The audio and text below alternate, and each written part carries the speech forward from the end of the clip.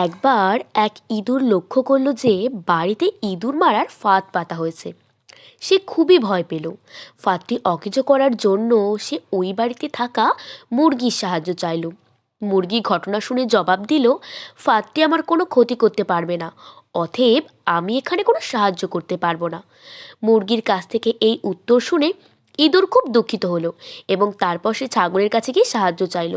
ছাগল ফাঁদের কথা শুনে বলল, ওই ফাঁদ বড়দের জন্য নয়, আমি এখানে তোমাকে কোনো সাহায্য করতে পারবো না। ইঁদুর ছাগলের কাছ থেকে একই উত্তর শুনে দুঃখিত হয়ে গরুর কাছে এলো।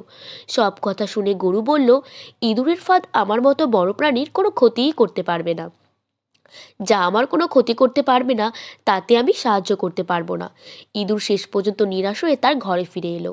রাতের বেলা বাড়ির কর্ত্রী অন্ধকারের ভেতর বুঝতে পারলেন যে ফাঁদে কিছু একটা ধরা পড়েছে।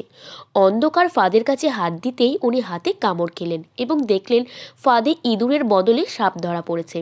তার চিৎকারে কর্তার ঘুম ভাঙল। তাড়াতাড়ি ডাক্তার ডাকা হলো।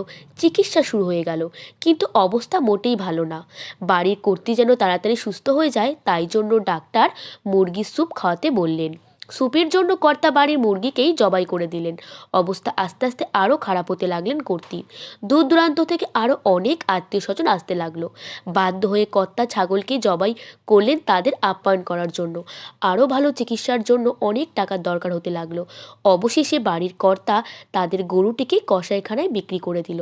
একসময় বাড়ির কর্ত্রী সুস্থ হয়ে উঠল, আর এই সমস্ত কিছু ইঁদুরটি তার ছোট্ট ঘর থেকে পর্যবেক্ষণ করলো।